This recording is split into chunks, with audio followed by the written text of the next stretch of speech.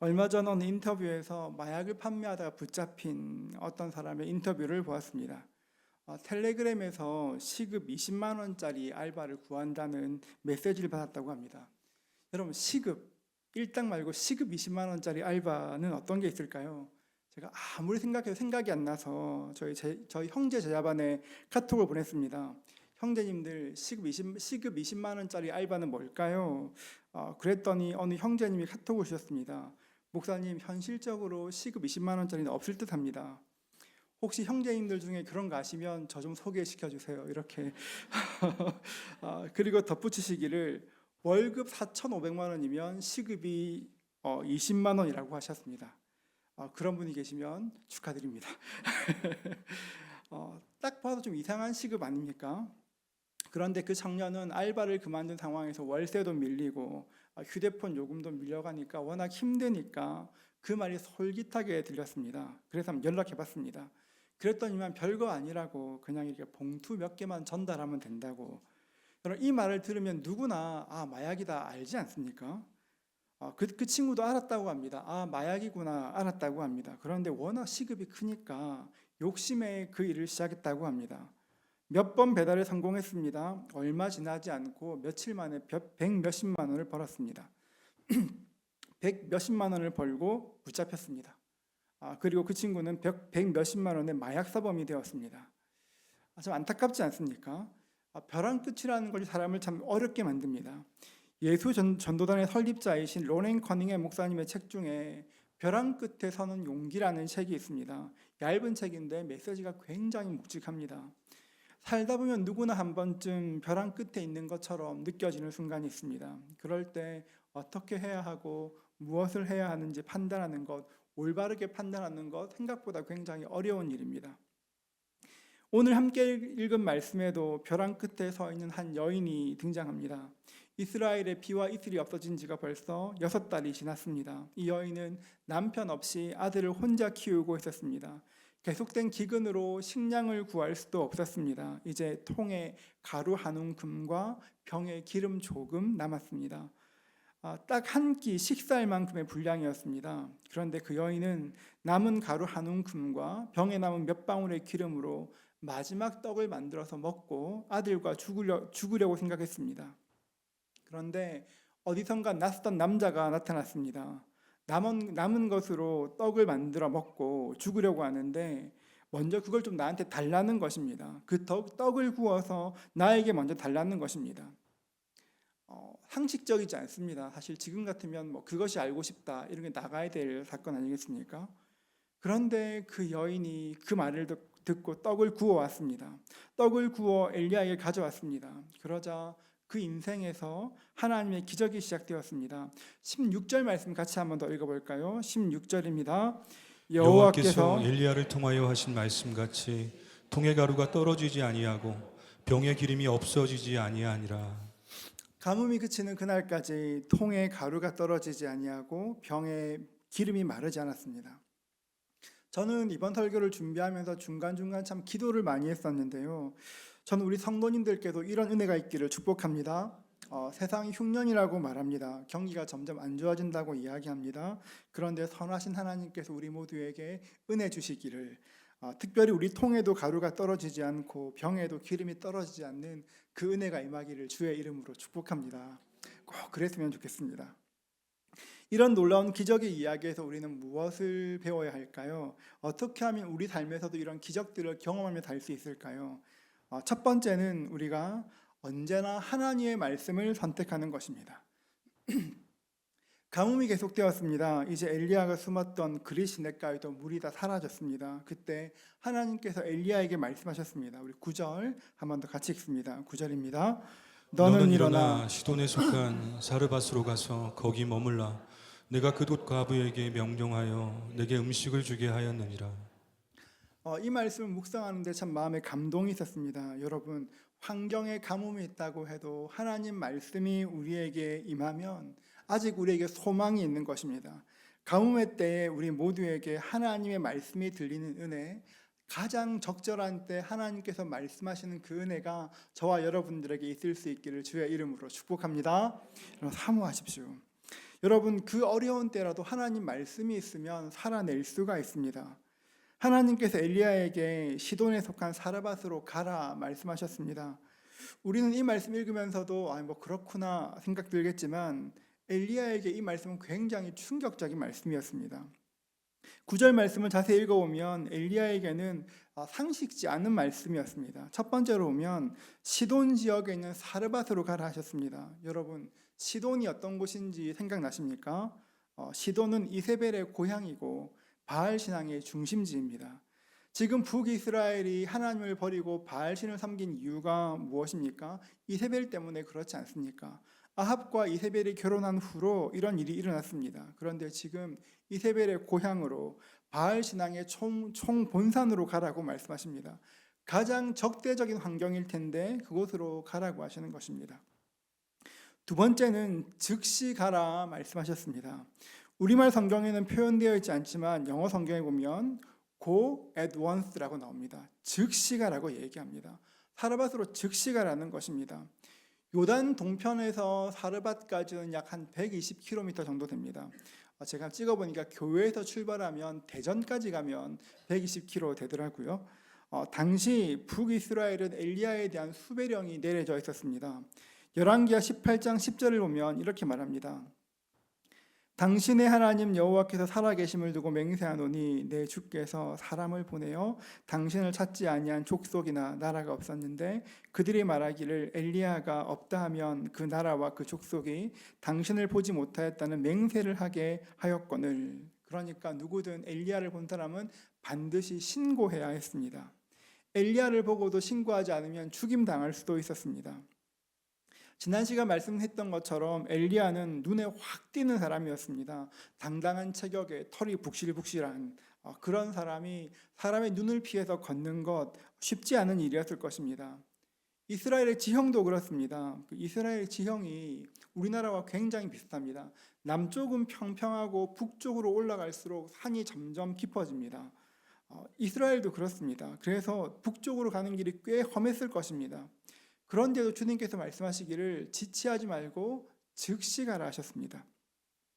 세 번째로 거기에 머물라 하셨습니다. 바알 신앙의 본거지입니다. 그래도 하나님 가게 하시니까 뭐 이유가 있겠지 생각하고 갈 수 있을 것입니다.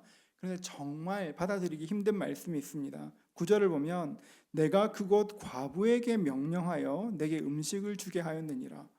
많고 많은 집이 있을 텐데 하필이면 과부의 집으로, 남편이 없는 여자의 집으로 가라고 말씀하시는 것입니다. 요즘 이렇게 펜스룰이란 거 있지 않습니까? 의도치 않은 성적 논란의 발생을 피하기 위해서 남성이 자신의 아내를 제외한 다른 사람과 이성과 단둘이 무엇을 하지 않는 것. 요즘 교육자도 굉장히 민감합니다. 교육자들도 신방을 할 때 여자 성도님과 가능하면 단둘이 있는 일을 가능하면 만들지 않으려고 하고, 부득이하게 단둘이 만나야 되면 공개된 장소에서, 많은 눈이 있는 장소에서 만나야 합니다. 이게 기본입니다. 이렇게 낯선 장소에서 여인과 만나는 것도 조심스러운 일인데 거기 머물라, 이 말은 살라는 것입니다. 거기 살라고 하십니다. 얼마나 난처했을까요? 하나님의 말씀인 것은 분명한데 하나하나 생각하면 모두가 순종할 수 없는 말씀들이었습니다. 이 말씀을 듣고 엘리야가 어떻게 행동합니까? 10절 상반절을 보면 이렇습니다. 그가 일어나 사르밧으로 가서 성문에 이를 때에, 그가 일어나, 엘리야는 하나님 말씀을 듣고 벌떡 일어나 사르밧으로 갔습니다. 하나님께서 말씀하셨습니다. 가라 하실 때 하나님 못 갑니다, 걸림돌이 있습니다 이야기하지 않았습니다. 하나님께서 가라고 하시니까 그저 그 말씀에 순종해서 그 길을 떠났습니다. 여러분, 이것이 기적의 시작입니다. 하나님께서 말씀하시면 그것이 옳다, 그렇게 될 것이다, 그것을 믿었습니다. 성경에 보면 수많은 하나님의 약속들이 있고 하나님의 말씀들이 있습니다. 지금도 우리가 하나님 말씀을 붙잡으면 하나님께서 반드시 일하실 것입니다. 그런데 여러분, 가끔은 성경을 읽다 보면 성경에서 말하는 것들이 너무 옛날 이야기라 지금과는 맞지 않는 이야기처럼, 지금 시대와는 맞지 않다 생각될 때도 있습니다. 지금같이 통신망이 좋은 시대에 꼭 교회 와서 예배해야 할까? 신앙이라는 것은 강요하는 것이 아닌데 내가 전도해도 괜찮은 걸까? 아이들의 신앙은 아이들이 자라서 선택하는 것이 아닐까? 11조 꼭 해야 되는 걸까? 수많은 질문들이 있습니다. 동성애 문제도 마찬가지입니다. 다른 사람의 성적 취향에 대해서 왜 말하냐? 이렇게 말할 수 있습니다. 성경은 사랑하며 살라고 말씀하시는데, 용서하며 살라고 말씀하시는데, 섬기며 살라고 말씀하시는데, 이런 삶 너무 순진한 삶이 아닌가? 성경에서 말하는 것들이 좋은 말씀인 것은 분명하나 실제 생활에서 사는 것은 불가능하니 상징적으로 받으려고 하는 사람들이 있습니다. 여러분, 하나님은 그런 분이 아니십니다. 어제나 오늘이나 영원토록 동일하신 분이시고 하나님 말씀은 변치 않습니다. 사사기 4장에 보면 하솔이라는 나라가 철병거 900대를 이끌고 이스라엘을 공격하였습니다. 당시 철병거 900대는 지금 탱크 900개보다 훨씬 더 강력한 전력이었습니다. 지금 소개할 이 전쟁은 나중에 이스라엘의 사사시대가 끝나고 왕정시대로 전환될 때 언급되는 굉장히 중요한 전쟁이었습니다.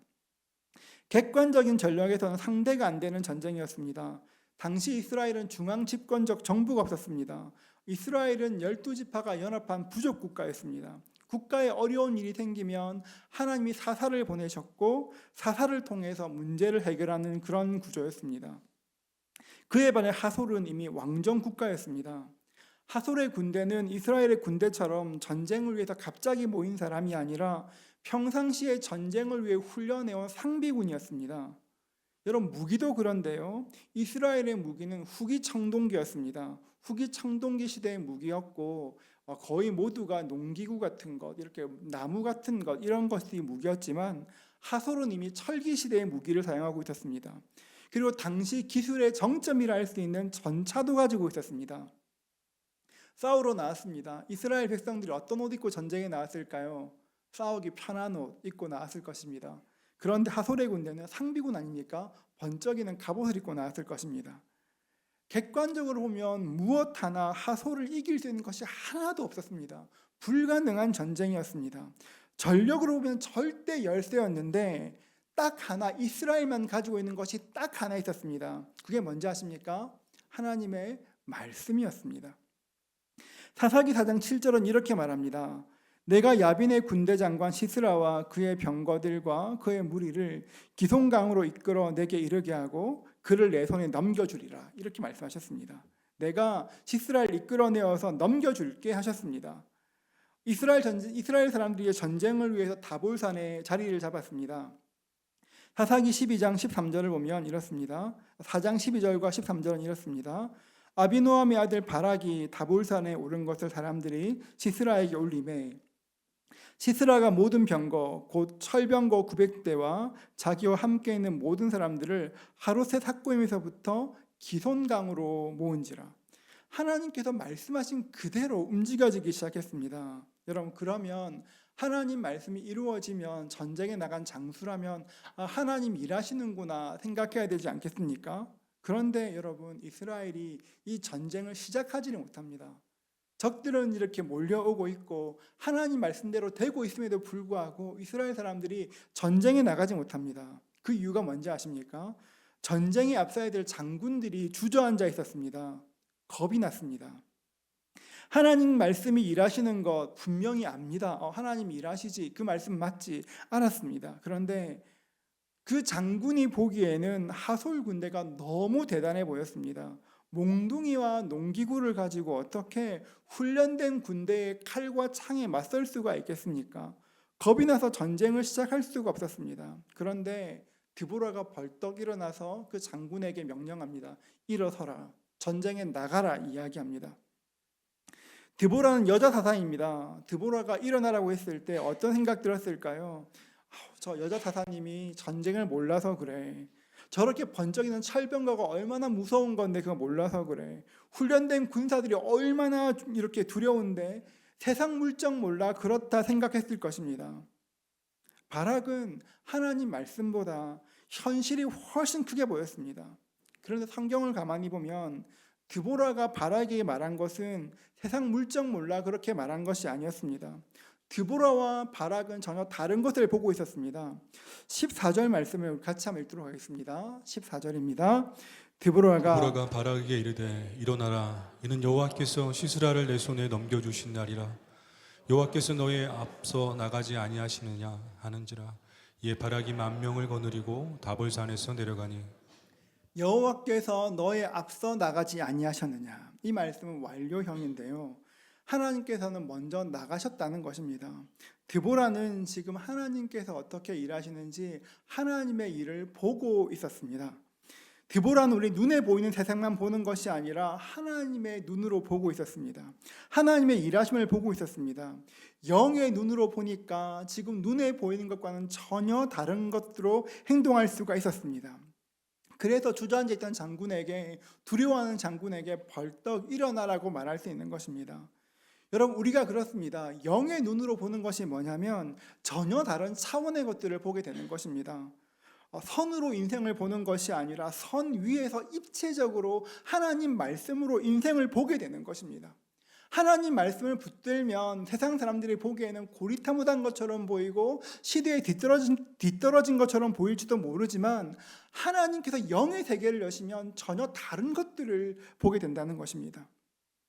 엘리야도 그랬습니다. 눈에 보이는 것이 없고 귀에 들리는 것도 없고 손에 잡히는 것도 없었습니다. 순종하지 않을 이유를 생각하면 수도 없이 많았습니다. 그런데 하나님께서 나에게 말씀하셨다면 하나님께서 먼저 일하고 계실 거야. 하나님께서 나에게 그렇게 말씀하셨다면 하나님 나보다 먼저 일하실 거야. 그 하나님에 대한 믿음, 하나님 말씀에 대한 믿음이 있었습니다. 그래서 엘리야는 말씀을 따라 사르밧으로 떠났습니다. 언젠가 휴스턴 서울교회 담임 목사님이셨던 최영기 목사님의 강의를 들은 적이 있습니다. 초신자들과 질의응답하는 시간이었는데요. 누군가 질문하셨습니다. 목사님, 믿음이 뭡니까? 믿음이 무엇인지를 물었습니다. 여러분, 믿음이 뭘까요? 그때 목사님께서 정말 기가 막힌 답변을 하셨습니다. 믿음이 뭐냐면 거창한 것이 아니라 어른이 그렇다고 하면 그런 줄 아는 것이 믿음이라고 하셨습니다. 어른이 그렇다면 그런 줄 알면 그게 믿음이야 하셨습니다. 어른에 대한 신뢰 아니겠습니까? 제가 그 말씀이 확 와닿았습니다. 그래, 믿음 별거 있나? 하나님이 그렇다고 하면 그런 줄 아는 게 믿음이지. 우리 삶도 그렇지 않을까요, 여러분? 이런 믿음을 가지면 우리 삶이 가벼워집니다. 여러분, 어떤 문제가 있습니다. 자꾸 생각하고 또 생각하다 보면 머리도 복잡하고 마음도 무거워집니다. 여러분, 치열하게 생각하십시오. 정말 열심히 고민하십시오. 그리고 여러분 말씀에 하나님 말씀이 임하면 하나님 말씀하시면 그런 거지. 그 말씀 붙드십시오. 그 말씀이 여러분의 인생을 굉장히 가볍게 만들어 줄 것입니다. 그 단순한 믿음에서 기적들이 시작하게 될 것입니다. 그 은혜 누릴 수 있는 저와 여러분 되시기를 주의 이름으로 축복합니다. 우리 삶에서 하나님의 기적을 경험하기 위해서는 두 번째로 초라하다고 해도 실망하지 않는 것입니다. 사르밧까지 120km 정도 길을 걸었습니다. 120km 며칠이나 걸어야 됐을까요? 한번 상상해 보십시오. 며칠이나 걸었을까요? 여러분이 엘리야라면 그 길을 걸으면서 어떤 생각하셨겠습니까? 덥다 생각했을 것이고 멀다 생각했을 것이고 야, 바알 신앙의 본산지라는데 그 분위기 어떨까? 약간 살짝 긴장도 했을 것이고 또 어떤 생각이 있을까요?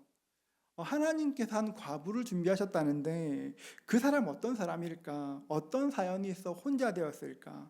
아니면 얼마나 대단한 집이면 이런 기근 때에도 손님을 대접할 만한 양식이 있을까?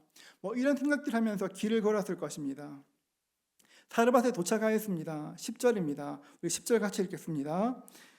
그가 일어나 사르밧으로 가서 성문에 이를 때에 한 과부가 그곳에서 나뭇가지를 줍는지라 이에 불러 이르되 청하건대 그릇에 물을 조금 가져다가 내게 마시게 하라.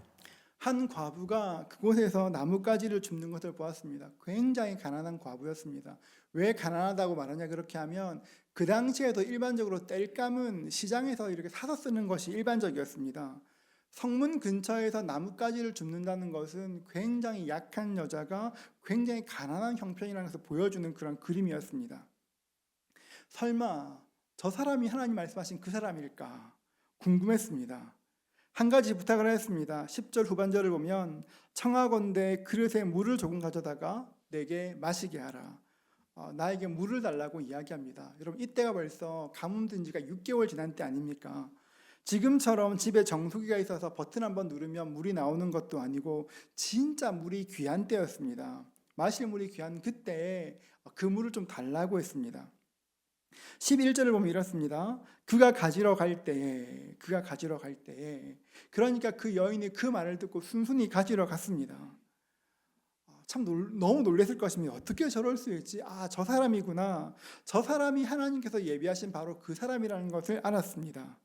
물을 가지러 돌아가는데 다시 불렀습니다. 그리고 부탁합니다. 내 손에 떡 한 조각을 내게로 가져오라. 여러분 이 여인은 성문에서 나뭇가지를 주워야 될 만큼 가난한 사람이었습니다. 찢어지게 가난한 사람이었습니다. 그런 여인에게 내 손에서 떡 한 조각을, 내가 가지고 있는 떡 한 조각을 가지고 오라고 이야기했습니다. 기가 막힌 부탁이죠. 진짜 하기 어려운 부탁입니다. 그런데 그 여인이 돌아서서 말합니다. 12절 말씀. 12절 말씀을 보면 같이 한번 읽어볼까요? 12절입니다. 그가 이르되 당신의 하나님 여호와께서 살아계심을 두고 맹세하노니 나는 떡이 없고 다만 통에 가루 한 움큼과 병에 기름 조금뿐이라. 내가 나뭇가지 둘을 주워다가 나와 내 아들을 위하여 음식을 만들어 먹고 그 후에는 죽으리라. 이 말씀을 좀 자세히 보십시오. 먼저 보면 여인이 말합니다. 당신의 하나님 여호와께서 살아계심을 두고 맹세하노니. 그러니까 이게 너무 놀란 겁니다. 왜냐하면 이스라엘 중에도 그 누구도 하나님이 살아계시다 고백하는 사람이 없는데 이 가난한 여인이 하나님의 살아계심을 두고 맹세했습니다. 그리고 말합니다. 또 하나 놀란 게 뭐냐면 지금 가진 것이 가루 한 움큼과 병에 기름 조금뿐이라. 나뭇가지 둘을 주워와서, 여러분 나뭇가지 2개를 주워서 떡을 구울 만큼이면 얼마나 작은 분량인지 상상이 되십니까? 나뭇가지 2개로 불을 피울 그 요리할 정도였습니다. 그것으로 나와 아이를 위해서 음식을 만들어 먹고 죽겠다 이야기하는 겁니다. 여러분이 이런 얘기 들으면 어떻게 하시겠습니까? 가져오라 말할 수 있겠습니까? 저는 못할 것 같습니다. 이 여인에게는 가루 한 움큼과 병에 기름 조금뿐이었습니다. 그런데 엘리야는 여러분 그리 시냇가에 있을 때 하루에 2번 까마귀가 빵도 갖다 줬고 뭐도 줬습니까? 고기도 줬습니다. 형편이 나았습니다. 이 여인에 비하면 훨씬 좋은 형편이었습니다. 만약 그런 상황이라면 그러시냐고, 그러면 그거 잘 드시라고, 지금 제 배낭에 고기가 조금 있는데 토핑해서 드시라고, 이렇게 말하는 게 정상적인 목사 아니겠습니까? 그런 절박한 처지에 있는 여인에게 말합니다. 13절을 보면 엘리야가 그에게 이르되 두려워하지 말고 가서 내 말대로 하려니와 먼저 그것으로 나를 위하여 작은 떡 1개를 만들어 내게로 가져오고 그 후에 너와 내 아들을 위하여 만들라. 사실 제가 이 말씀 때문에 한 주간 동안 너무너무 힘이 들었습니다. 하나님 말씀이 임했는데, 분명한 주의 말씀인데 하나님 말씀하실 때 이 말을 나는 전달할 수 있을까? 그만한 용기가 있을까? 이 말하면 여러분 다 엄청 비난할 겁니다. 사꾼 목사라고. 저 목사 이렇게 자기밖에 뚱뚱한 것 봐 막 이렇게 얘기할 겁니다. 한 주간 동안 이 말씀을 놓고 나에게 이 말씀이 임하면 이 말씀을 그대로 전할 수 있을까? 그게 좋은 목사인가? 엄청나게 고민했었습니다. 사실 어제까지도 오늘 아침까지도 고민을 해봐도 이런 상황에 제가 이 말씀을 전하는 게 참 어려울 것 같습니다. 여러분 그런데 하나님께서는 때때로 굉장히 어려운 상황에, 극한의 상황에 있다 할지라도 극한의 것을 요구하시는 것 같은 때라도 하나님께서 그렇게 말씀하실 때가 있습니다. 저도 그걸 말할 수 있는 성숙함이 있었으면 좋겠습니다. 아멘 안 하시는 거예요, 여러분? 싫으신 거예요? 그리고 여러분도 그런 주의 말씀 들을 수 있는 귀가 열릴 수 있기를 축복합니다.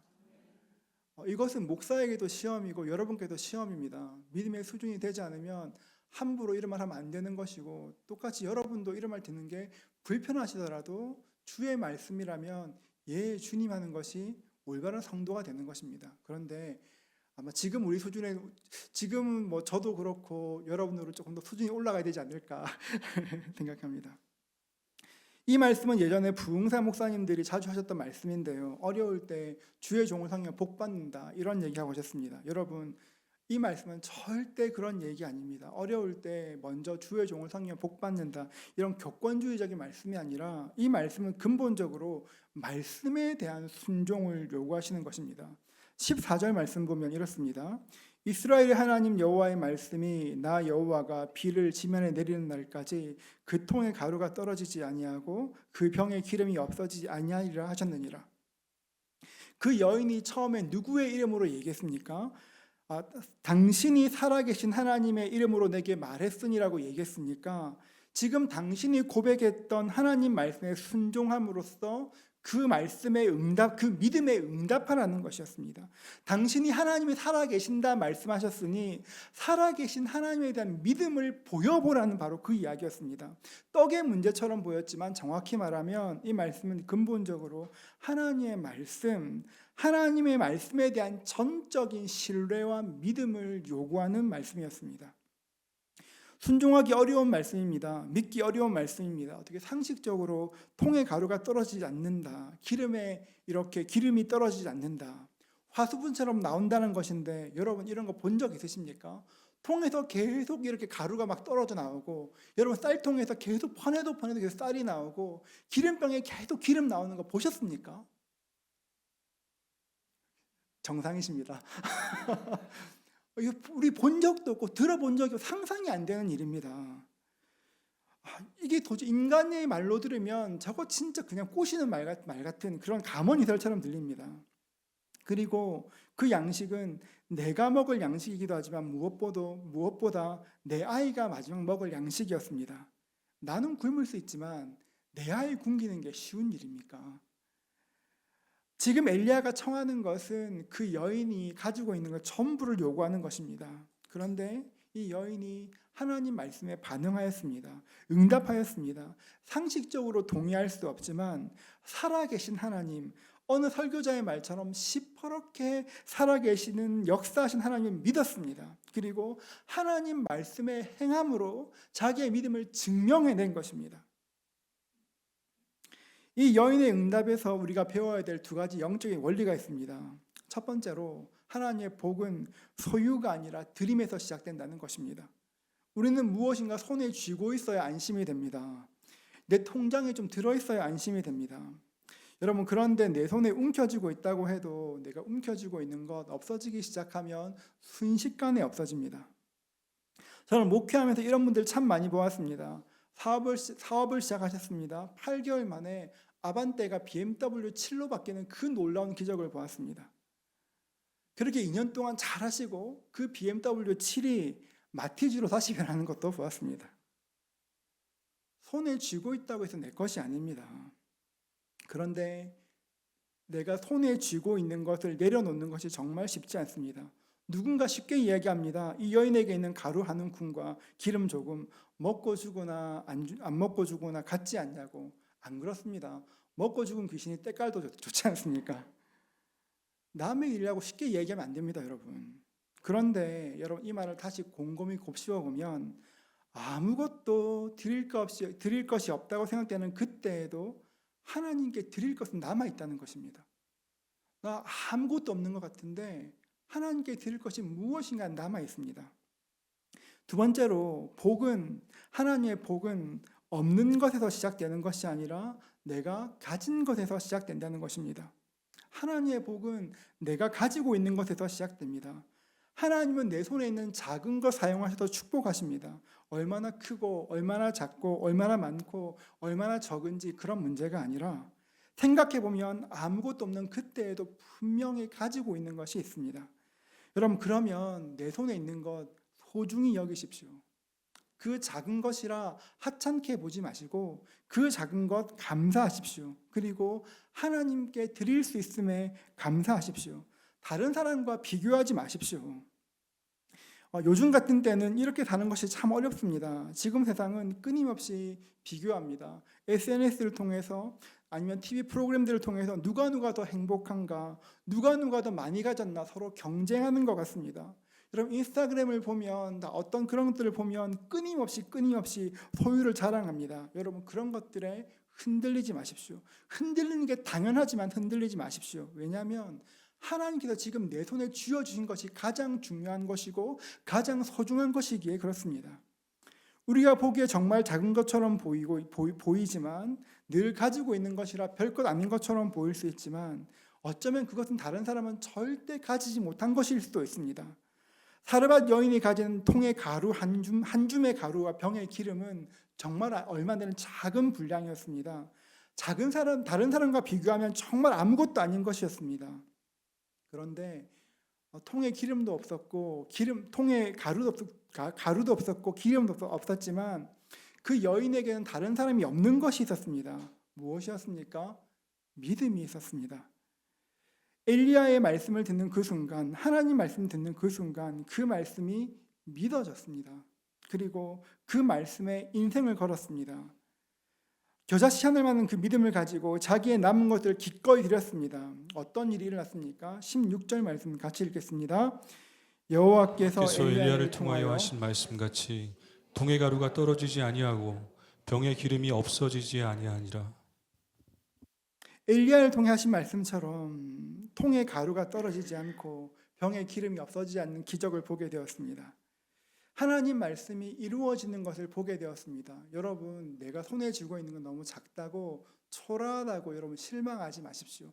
남들은 저런데 나는 이래, 그거 아니고 여러분 다른 사람과 비교하지 마십시오. 지금 나에게 있는 것을 하나님께 드리십시오. 작아도 괜찮으니 내 손에 있는 걸 하나님께 옮기십시오. 작고 초라한 한 움큼의 가루와 몇 방울의 기름을 통해서도 하나님의 기적은 시작되는 것입니다. 송명희 시인의 시 중에서 나라는 시가 있습니다. 내성마비 장애인의 송명희 시인은 이렇게 고백합니다. 나 가진 재물 없으나, 나 가진 지식 없으나, 나 남에게 있는 건강 있지 않으나, 나 남이 없는 것 있으니, 나 가진 재물 없으나, 나 가진 지식 없으나, 나 남에게 있는 건강 있지 않으나, 나 남이 없는 것 있으니, 나 남이 못 본 것을 보았고, 나 남이 듣지 못한 음성 들었고, 나 남이 받지 못한 사랑받았고, 나 남이 모르는 것 깨달았네. 공평하신 하나님이 나 남이 가진 것 나 없지만 공평하신 하나님이 나 남이 없는 것 갖게 하셨네. 여러분 그렇습니다. 초라해도 괜찮습니다. 초라할 수 있습니다. 지금 손에 한 움큼 가루와 기름 몇 방울이라면 얼마나 위축되는 삶을 살겠습니까? 아마 가루만 봐도 한숨이 푹푹 나올 겁니다. 어떻게 이러고 사나, 어떻게 이러고 사나. 여러분, 내 손에 있는 것이 작다 말씀하시지 마시고 하나님께 내가 드릴 수 있는 것 올려드리십시오. 하나님 손에 맡겨드리십시오. 그러면 송명희 시인의 시처럼 그 작은 것을 통해 남이 보지 못한 것을 보게 하셨고, 남이 듣지 못한 것을 듣게 하셨고, 남이 받지 못한 사랑 받게 하셨고, 남이 모르는 것을 깨닫게 하실 것입니다. 여러분 죽지 마십시오. 생명을 선택하십시오. 하나님이 일하실 것입니다.